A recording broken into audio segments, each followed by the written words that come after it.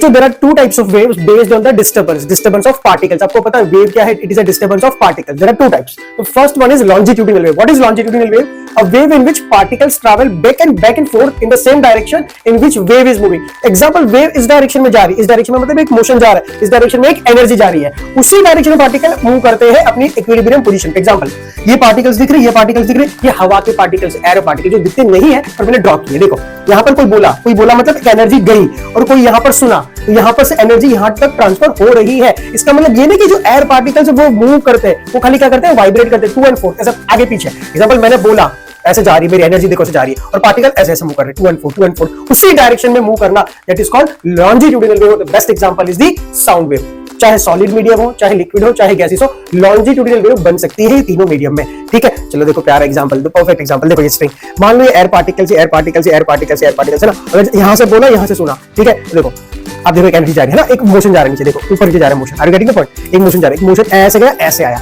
और पार्टिकल अपनी पोजीशन पे ऐसे ऐसे वाइब्रेट कर रहे हैं ना, देखो दिख रहा होगा। I hope this part is clear. Okay, now the another type of wave is transverse wave. Transverse का मतलब क्या होता है? परपेंडिकुलर।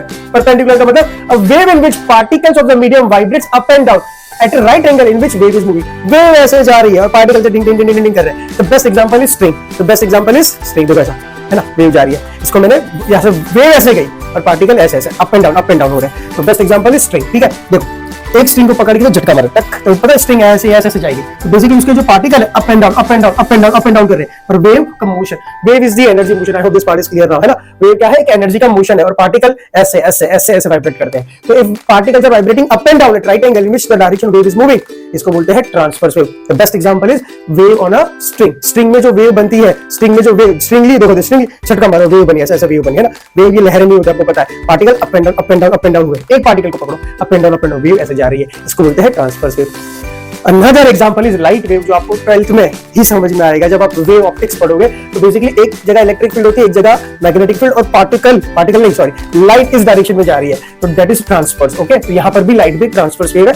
अभी के लिए आप इतना ही मान लो, बाकी तो वेव इंडस्ट्री आपको पूरी फील आ चुकी होगी। ठीक है, ये कौन से मीडियम में पॉसिबल है ट्रांसवर्स वेव? तो सॉलिड में पॉसिबल है या तो लिक्विड के सरफेस में। क्यों? उसको एक रिजिडिटी चाहिए compare to longitudinal wave. Longitudinal wave कहीं पर भी बन सकती है, सॉलिड, लिक्विड या गैस। और अगर ट्रांसवर्स वेव बनानी है तो आपको सॉलिड एक रिजिडिटी चाहिए, तो सॉलिड या तो एक लिक्विड सरफेस पे ही पॉसिबल है, गैसेस में नहीं बना सकते। ठीक है, I hope this part is clear.